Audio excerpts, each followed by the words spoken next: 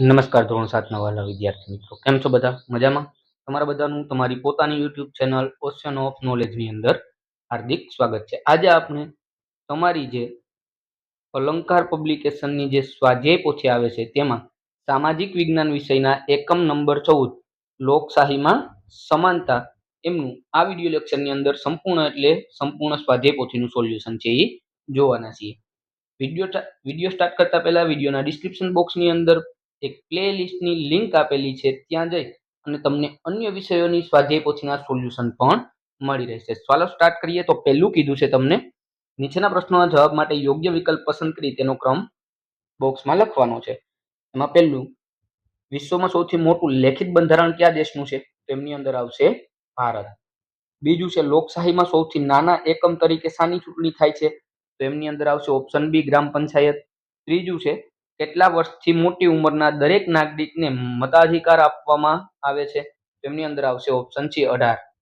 ત્રીજું છે, કેટલા ધોરણ સુધી બાળકને ભણવાનો અધિકાર છે? કેટલા ધોરણ સુધી બાળકને ભણવાનો અધિકાર છે? તેમની અંદર આવશે ઓપ્શન એ, 8. પ્રશ્ન ક્રમ 5 છે, બંધારણમાં શાનું મહત્વ સ્વીકારવામાં આવ્યું છે? તો ઓપ્શન સી, સમાનતા. છઠ્ઠું છે, કેટલી ઉંમરથી નાના બાળકોને મજૂરી એ રાખવું એ કાયદાનો ભંગ થયો કહેવાય? તો 14 વર્ષ આવશે. સાતમું છે, બસની મુસાફરી દરમિયાન કેવા વ્યક્તિઓ માટે વિશેષ વ્યવસ્થા હોય? તો દિવ્યાંગ વ્યક્તિઓ માટે એમની અંદર વિશેષ વ્યવસ્થા હોય છે. ત્યારબાદ બીજું છે, યોગ્ય શબ્દ વડે ખાલી જગ્યા પૂરવાની છે. પહેલું, ખાલી જગ્યા દેશનું સંચાલન કરવા માટેની માર્ગદર્શિકા કહેવાય? તો બંધારણ. કોણ આવશે? બંધારણ. બીજું, વિશ્વની સૌથી મોટી લોકશાહી ધરાવતો દેશ ખાલી જગ્યા છે, તેમની અંદર આવશે ભારત. ત્રીજું, આપણા બંધારણમાં સૌને ખાલી જગ્યા આપવામાં આવે છે, તો એમની અંદર આવશે સમાન તક. ચોથું, આપણા દેશનું સંચાલન કરવા ખાલી જગ્યા લખવામાં આવેલ છે, તો શું લખવામાં આવ્યું? તો કે બંધારણ. પાંચમું છે, લોકશાહી સરકારની રચના ખાલી જગ્યા વડે થાય, તો મતદાન. છઠ્ઠું, ખાલી જગ્યા અને ખાલી જગ્યા વ્યક્તિઓ માટે વિશેષ મતદાન મથકની સુવિધા કરવામાં આવી છે, તો મહિલાઓ અને દિવ્યાંગ માટે. સાતમું, ખાલી જગ્યા તટસ્થ રીતે ચૂંટણી કરાય છે. ચૂંટણી પંચ છે એ કેવી રીતના ચૂંટણી કરાવે? તો કે તટસ્થ રીતે. આઠમું છે, ભારતનું બંધારણ વિશ્વનું ખાલી જગ્યા બંધારણ છે, તો ભારતનું બંધારણ છે વિશ્વનું લેખિત બંધારણ છે. ત્રીજું છે, નીચે આપેલા વિધાનો સામે ખરા કે ખોટાની નિશાની કરવાની છે. એમાં પહેલું, ભારતના બંધારણમાં સૌથી સમાન અધિકારો આપવાનું ઠરાવવામાં આવ્યું. વિધાન સાચું છે. દેશમાં સૌના સર્વાંગી વિકાસ માટે સમાનતાનો અધિકાર મહત્વનો નથી. વિધાન ખોટું છે. ત્રીજું, કોઈ ધાક ધમકી, દાદાગીરી કે ડરને આધીન મતદાન ન કરાવી શકે. આ વિધાન સાચું છે. ચોથું, એક સરખા કામમાં પુરુષો અને મહિલાઓને મજૂરી ચૂકવવામાં ભેદભાવ રાખવામાં આવતો નથી. વિધાન ખોટું છે. પાંચમું, લોકશાહી દેશમાં અસમાનતાનો ખૂબ મહત્વ આપવામાં આવે છે. વિધાન ખોટું છે. છઠ્ઠું, કેટલાક જગ્યાએ આજે પણ ભણવાની બાબતે દીકરીઓને અન્યાય કરવામાં આવે છે. આ વિધાન સાચું છે. અને પ્રશ્ન ક્રમ 7 છે, 18 વર્ષની ઉંમર થતા ભારતીય યુવક યુવતી મતદાન કરી શકે છે. આ વિધાન સાચું છે. ચોથું છે, નીચેના પ્રશ્નના 1-2 વાક્યમાં જવાબ લખવાના છે. એમાં પહેલું, લોકશાહી એટલે શું? તો લોકોનું, લોકો વડે અને લોકો માટે ચાલતું શાસન એટલે લોકશાહી. મતાધિકાર કોને કહેવાય? તો કે 18 વર્ષથી મોટી ઉંમરના દરેક નાગરિકને મતાધિકાર આપવામાં આવ્યો છે. મતદાન યાદીમાં નોંધાયેલ કોઈ પણ નાગરિક મતદાન કરી શકે છે. ત્રીજું છે, ચૂંટણી પંચ શી કામગીરી કરે છે? કે ચૂંટણી પંચ તટસ્થ રીતે ચૂંટણી કરાવે છે અને કોઈ પણ પ્રકારના ડર વગર મતદાન થાય તે માટે ચૂંટણી પંચ વ્યવસ્થા કરે છે.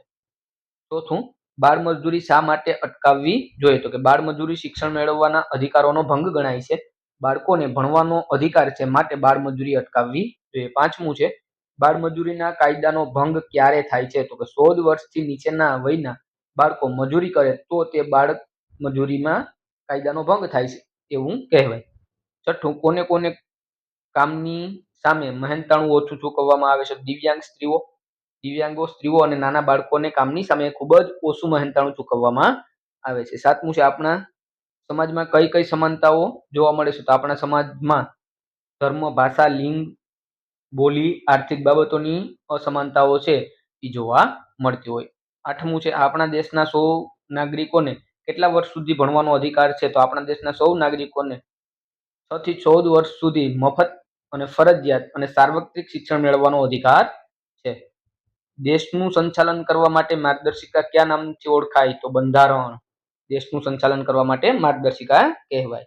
10મું ખરેખર સમાનતા ક્યારે પ્રાપ્ત થાય? તો કે આર્થિક, સામાજિક અને ધાર્મિક ભિન્નતા હોવા છતાં સૌને સમાન તક મળી રહે એ ખરેખર સમાનતા કહેવાય. 11મું છે ગ્રામ પંચાયતની સંસદ સુધીની ચૂંટણી શાના દ્વારા થાય? તો ગ્રામ પંચાયતથી સંસદ સુધીની ચૂંટણી મતદાન દ્વારા થાય. મતદારોને શાની જાગૃત કરવામાં આવે છે? જાહેર અને વિશેષ વ્યવસ્થા થકી મતદારોને જાગૃત કરવામાં આવે છે. મતદાર કોણ કરી શકે? તો કે 18 વર્ષથી મોટી ઉંમરના દરેક નાગરિક મતદાન કરી શકે. મતદાર યાદીમાં નોંધાયેલ કોઈ પણ નાગરિક મતદાન છે એ કરી શકે. 5મું છે નીચેના પ્રશ્નના 3-4 વાક્યમાં જવાબ આપવાના છે. એમાં પહેલો પ્રશ્ન છે આપણને કઈ બાબતોમાં અસમાનતાનો અધિકાર મળ્યો છે? બીજું છે સમાનતા એટલે શું? બરાબર, બંને પ્રશ્નોના જવાબ આપેલા છે. તમારે વિડીયો પોઝ કરીને એમને લખી લેવાના છે અથવા તો એમના સ્ક્રીનશોટ લઈ લેવાના છે.